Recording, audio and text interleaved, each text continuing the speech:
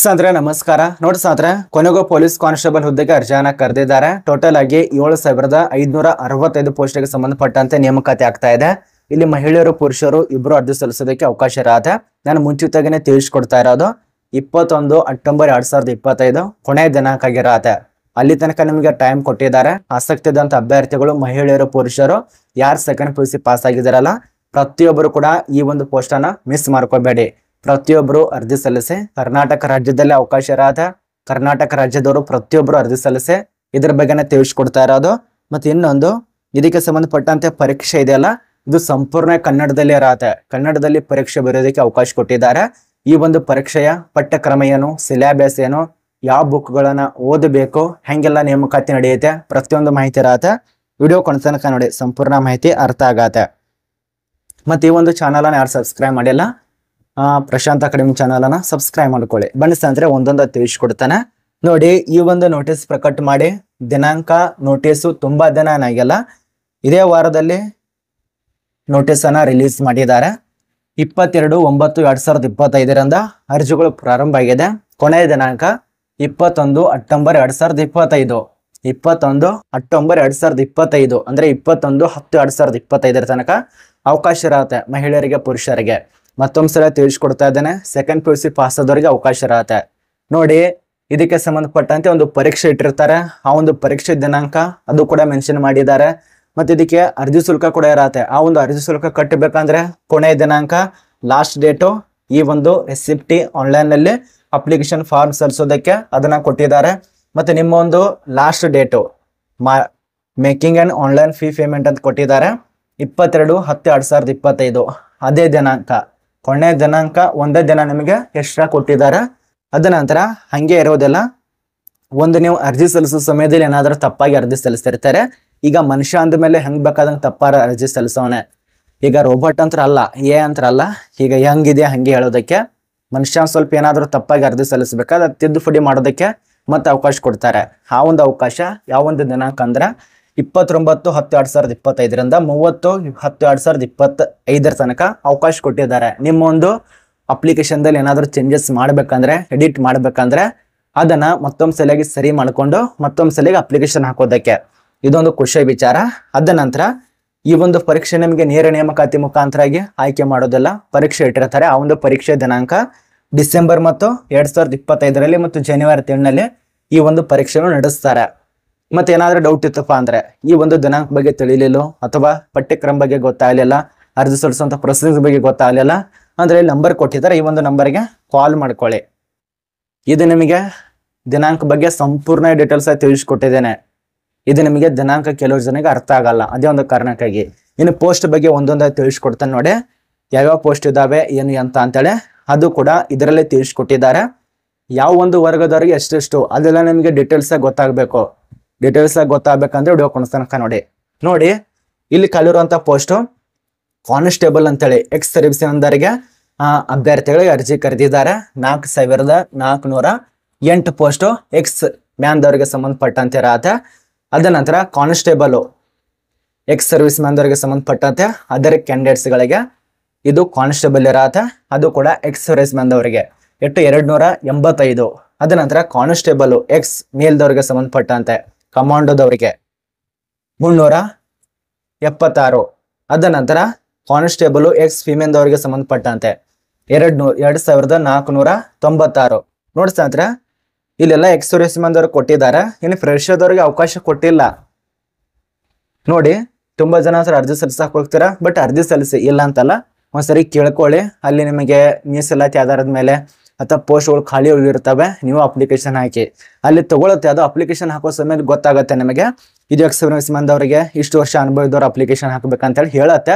ಒಂದ್ಸಲಿ ಅಪ್ಲಿಕೇಶನ್ ನೋಡಿ ಹೋಗಿ ನೀವು ಅರ್ಜಿ ಸಲ್ಲಿಸಿ ಇಲ್ಲ ಅಂತಲ್ಲ. ಮತ್ತೆ ಇಲ್ಲಿ ಎಕ್ಸೆಸ್ ಕೊಟ್ಟಿದಾರಲ್ಲ, ಇಲ್ಲಿ ನೋಡಿ ಎಕ್ಸ್ ಸರ್ವಿಸ್ ಮ್ಯಾನ್ದವ್ರು ಇದೆಯಲ್ಲ ಅವ್ರಿಗೆ ಇರತ್ತೆ ಅನ್ಸುತ್ತೆ ನನಗನ್ಸೋ ಮಟ್ಟಿಗೆ. ಈಗ ಇಲ್ಲಿ ಟೋಟಲ್ ಆಗಿ 7,565 ಪೋಸ್ಟ್ ಇರತ್ತೆ. ಇನ್ನು ಯಾರ್ಯಾರಿಗೆ ಅಷ್ಟೇ ಸಿಗ್ತಾ ನೋಡಿ, ಯುವ ಅಭ್ಯರ್ಥಿಗಳಿಗೆ 3,174, EWS ಅವರಿಗೆ 756, OBC ಅಭ್ಯರ್ಥಿಗೆ 1,608, SC ದವರಿಗೆ 1,386, ST ದವರಿಗೆ 641. ಟೋಟಲ್ ಆಗಿ 7,000ಕ್ಕಿಂತ ಅಧಿಕ ಪೋಸ್ಟ್. ಬಹುಶಃ ನನಗೆ ಎಲ್ಲ ಇವು ಎಕ್ಸ್ ಸರ್ವಿಸ್ ಮ್ಯಾನ್ ಅವ್ರಿಗೆ ಇದಾವೆ. ಈಗಾಗಲೇ ಕೆಲಸ ಮಾಡ್ತಾ ಇರ್ತಾರಲ್ಲ ಅವ್ರಿಗೆ ಇದೆ ಅನ್ಸುತ್ತೆ. ಇಲ್ಲೆಲ್ಲ ಎಕ್ಸ್ ಸರ್ವಿಸ್ ಮ್ಯಾನ್ ಅವ್ರು ಕೊಟ್ಟಿದ್ದಾರೆ. ನೀವು ನೋಡಿ ಒಂದ್ಸರಿ ಅಪ್ಲಿಕೇಶನ್ ಹಾಕಿ ಏನೂ ಇಲ್ಲ, ಅಪ್ಲಿಕೇಶನ್ ಹಾಕಿ ಅದ ನಂತರ ಆಯ್ಕೆ ಆದ್ರೆ 21,700ರಿಂದ 69,100 ತನಕ ಸ್ಯಾಲ್ರಿ ಕೊಡ್ತಾರೆ. ಗ್ರೂಪ್ ಸಿ ಗೆ ಸಂಬಂಧಪಟ್ಟಂತೆ ಸ್ಯಾಲ್ರಿ ಕೊಡ್ತಾರೆ ಮತ್ತು ಗ್ರೂಪ್ ಸಿ ದಲ್ಲಿ ಕೆಲಸ ಇರತ್ತೆ. ಇದು ನಿಮಗೆ ಯಾವುದೇ ರೀತಿಯಾಗಿ ನಾನು ನಿಮಗೆ ಮುಚ್ಚು ಮರಿ ಮಾಡಿ ಯೂಸ್ಗೋಸ್ಕರ ಈ ರೀತಿಯಾಗಿ ತಿಳಿಸ್ಕೊಟ್ಟಲ್ಲ. ಅದೇ ನೋಟಿಸ್ ಅಲ್ಲಿ ಕೊಟ್ಟಿದಾರಲ್ಲ ಎಕ್ಸ್ ಸರ್ವಿಸ್ ಮ್ಯಾನ್ ಅವರು, ಅವ್ರ ಅಪ್ಲಿಕೇಶನ್ ಹಾಕಿ. ಅಥವಾ ನಿಮ್ಗೆ ಏನಾದ್ರೂ ಡೌಟ್ ಇತ್ತಪ್ಪ ಅಂದ್ರೆ ನಾವು ಅರ್ಜಿ ಸಲ್ಲಿಸೋರು ಈಗಾಗಲೇ ಟ್ರೆಂಡಿಂಗ್ ನಲ್ಲಿ ಬರ್ತಾ ಇದೆಯಲ್ಲ, ಅರ್ಜಿಗಳು ಕರೆದಿದ್ದಾರೆ ಅಂತ ಹೇಳಿ ನೋಟಿಸು, ಅದ ನಂತರ PDF ಫಾರ್ಮು, ಅಪ್ಲೈ ಲಿಂಕು ತೆಳಗಡೆ ಇರತ್ತೆ.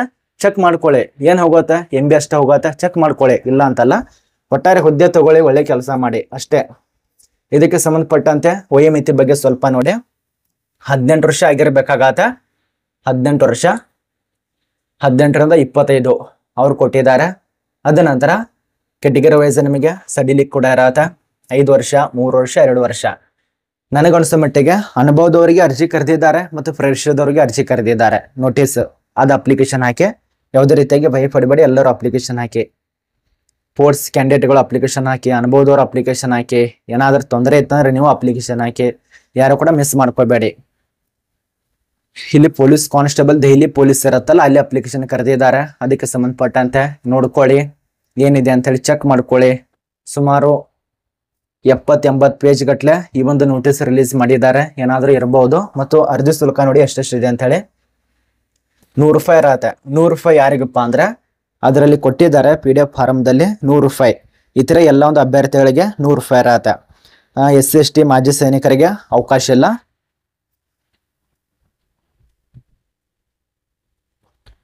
SC ST ಮಾಜಿ ಸೈನಿಕರಿಗೆ ಯಾವುದೇ ರೀತಿಯಾಗಿ ಇಲ್ಲಿ ಅರ್ಜಿ ಶುಲ್ಕ ಇರೋದಿಲ್ಲ. ಇತರ ಎಲ್ಲ ವರ್ಗದವರು 100 ರೂಪಾಯಿ ಪಾವತಿ ಮಾಡಬಹುದು. ಇಲ್ಲಿ SC ST ದವರು, ಮಾಜಿ ಸೈನಿಕರು, ಅದ ನಂತರ ಎಲ್ಲ ಒಂದು ಅಭ್ಯರ್ಥಿಗಳು ಅಪ್ಲಿಕೇಶನ್ ಹಾಕೋದಕ್ಕೆ ಅವಕಾಶ ಕೊಟ್ಟಿದ್ದಾರೆ.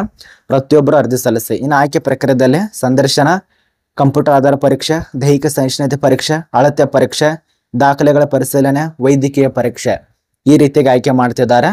ನೋಡಿ ಯಾರ್ಯಾರಿಗೆ ಎಷ್ಟು ಪೋಸ್ಟ್ ಖಾಲಿ ಇದಪ್ಪ ಅಂದ್ರೆ ಮಹಿಳಾ ಅಭ್ಯರ್ಥಿಗಳಿಗೆ ಸುಮಾರು 2,496 ಪೋಸ್ಟ್ ಇರತ್ತೆ. ಕಾನ್ಸ್ಟೇಬಲ್ ಪುರುಷ ಅಭ್ಯರ್ಥಿಗೆ 5,069 ಪೋಸ್ಟ್ ಇರತ್ತೆ.